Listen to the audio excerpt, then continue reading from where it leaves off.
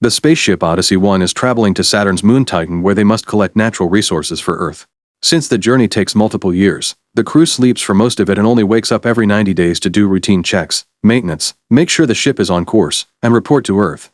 After 9 months, John wakes up as he hears all the usual warnings from the AI, reminding him that the medicine they use for hibernation may cause disorientation and nausea. He tries to take a moment to recover, but Captain Franks tells him to get to work. After a quick shower, John joins Franks and Nash to check on the system. They get a message from Earth wishing them happy holidays and reminding them to get their psych evaluation. John also checks his private inbox, but he's disappointed to find no messages. John starts thinking about his girlfriend Zoe and continues to do so during his psych evaluation. However, when the computer asks him what he misses the most, he answers fresh air. He then confesses to Nash that he forgot Zoe's last name, but Nash tells him not to worry because it's the expected confusion after waking up. Afterward, John continues his maintenance work and remembers the day he met Zoe at a party, which helps him remember her last name. Now John feels much more relaxed. Once all the work is over, the trio sends a message to Earth saying everything is fine and they go back to their hibernation pods. As John falls asleep, he remembers the day he saw Zoe the second time during a presentation about the Titan mission. The video showed how the ship would have to do a slingshot maneuver around Jupiter that would launch them towards Titan. The resources found there would be used as clean energy for Earth and fight against the damage humans have caused to the planet. The next time John wakes up, he makes sure to eat well and do some exercise. Later, while he's working, he hears a voice calling his name and starts following it, but finds nothing. Suddenly the ship starts shaking and turning as the lights flicker. The AI sends a warning message before John watches some screws fall from the ceiling, leaving a panel shaking too. When he reaches out to touch it, the panel falls and hits him in the head, knocking him out. John dreams of a crying Zoe before he wakes up, finding Franks and Nash checking on him. They said they don't know what happened to the ship because John was the only one awake when it happened. When John enters the hole left by the fallen panel, he discovers various of the ship's internal components received heavy damage. Next, the astronauts check the exterior video feeds and notice part of the hull was damaged as well, but they don't find the moment of impact on the recordings and there are no error messages sent by Earth either. They reset the power in the system, but everything looks fine. Franks decides to go check the damage again while John records a message for Houston explaining the situation. While doing so, he remembers his next meeting with Zoe at a cafe and how she helped him with a video game level he was stuck at. They ended up talking a lot and John shared how he had no family, which was why he had a good chance to be chosen to go to Titan. In the present, Franks points out that since everything is working well and there doesn't seem to be any dangers for the crew, they should continue with the mission as planned. Nash protests, saying it's too early to tell, so Franks starts considering the possibility of the ship having structural stress that caused it to decompress. John refuses to believe it since Zoe was one of the designers, but Nash runs with it, saying this could end up in an explosion when they do the slingshot. Frank tells them to work on repairs while assuming structural stress is what's happening and once again announces they'll continue as normal until they receive word from Earth. While working, John keeps thinking of Zoe and the night he visited her at her home to finally have their first time together. He's suddenly woken up by Nash, who still thinks flying on a damaged ship is an awful idea and they should abort the mission. At that moment, the lights and screens flicker for a few seconds and quickly return to normal. Nash runs diagnostics, yet there's no sign of power failure. They're interrupted by Franks calling them to his office, revealing he heard their conversation. He points out that if they go back to Earth and Houston confirms there's nothing wrong with the ship, they'll be in big trouble. Franks reminds them they must work together as a team and sends them back to their pods. John starts getting ready and remembers the morning after with Zoe, who said they should just be friends with benefits because he could be leaving soon. Nash approaches John again and tells him that instead of choosing 90 days of sleep, he should set 89 days and 12 hours. That way they can wake up before Franks and do the slingshot in the opposite direction to return to Earth. However, John refuses, saying this is mutiny.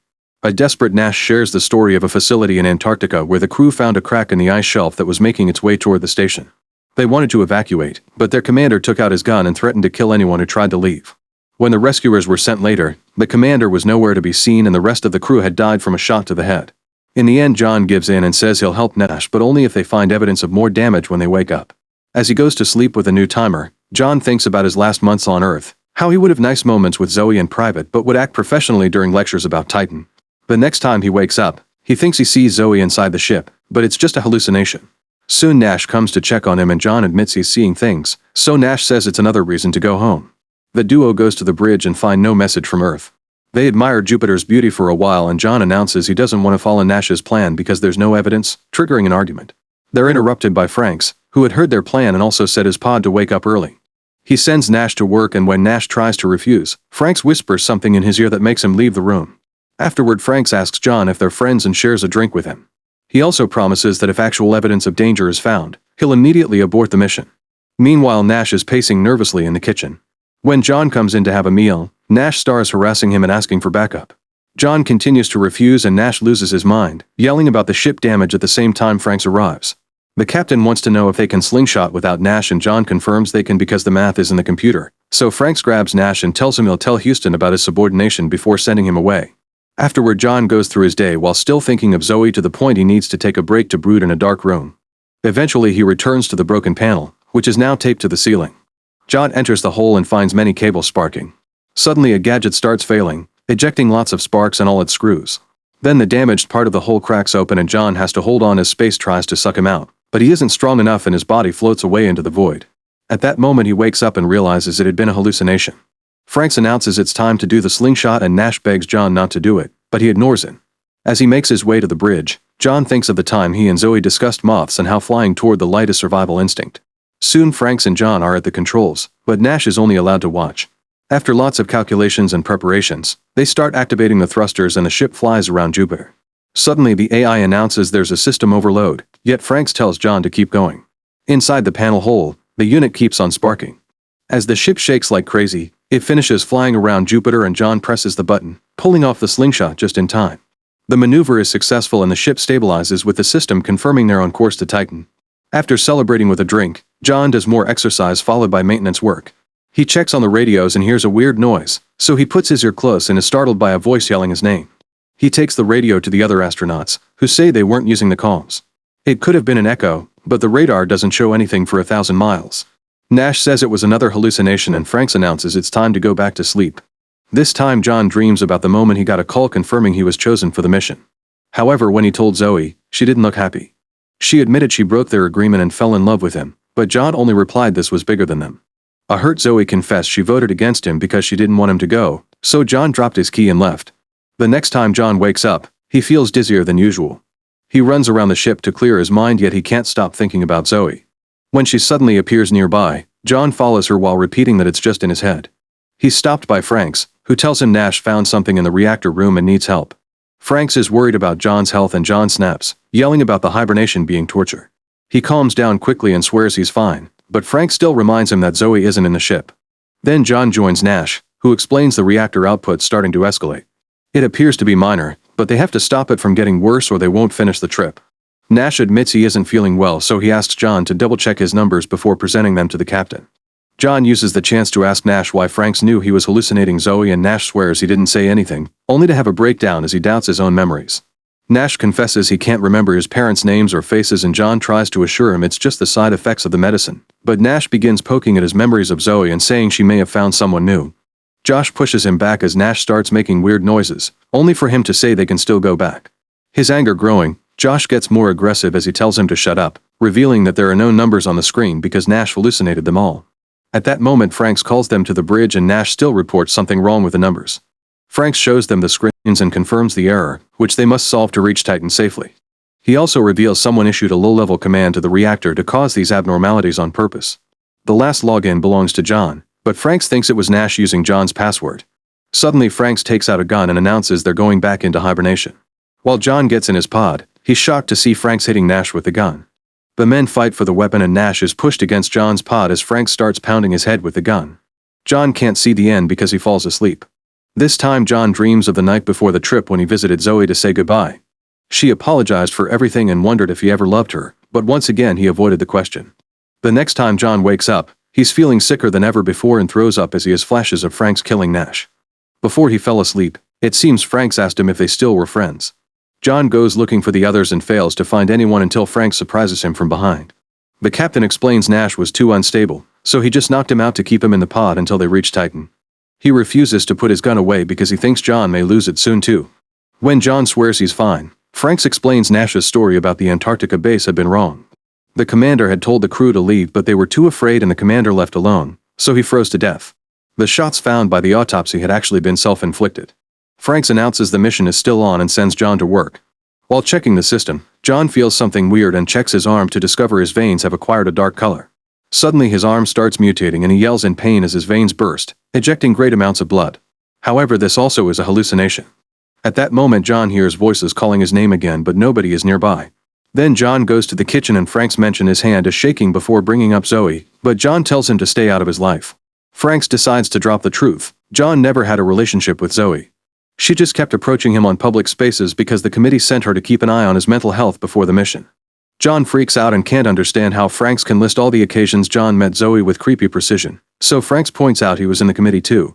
Refusing to believe him, John walks away to work on the radio maintenance. He still thinks about Zoe, starting to doubt his memories now.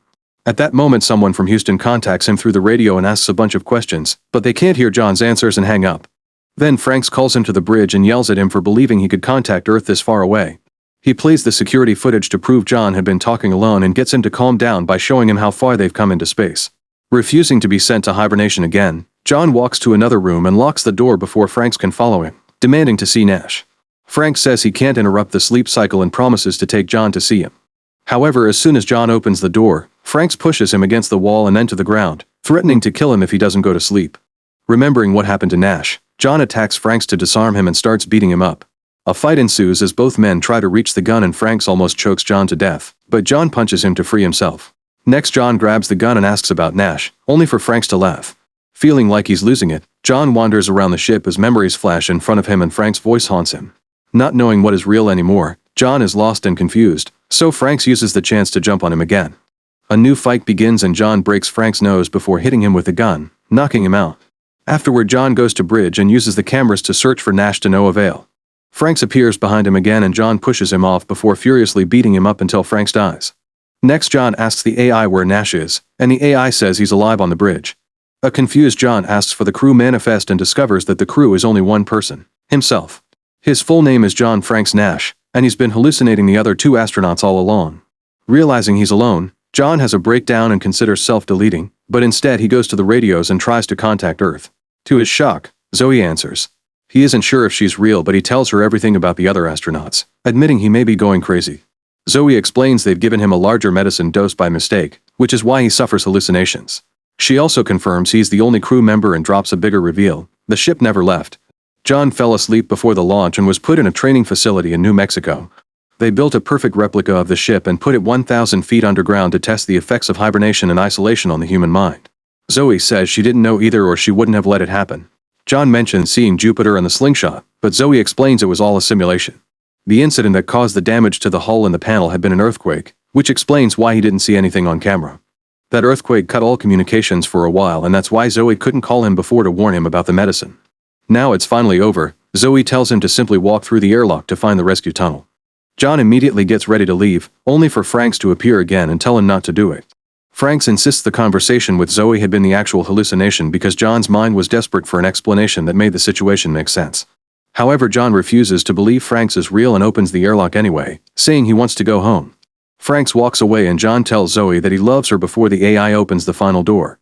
An underground tunnel awaits outside and John sees the fake ship above him. The area starts shaking as John hears voices promising to rescue him and machines digging into the ground. He climbs a ladder and yells to indicate his location. At that moment a light flickers and when John touches it, he remembers the moth conversation about light. It turns out he truly is in space and his body is ejected into the void. Make sure to subscribe and turn on notifications so you can watch more videos like this. Thanks for watching.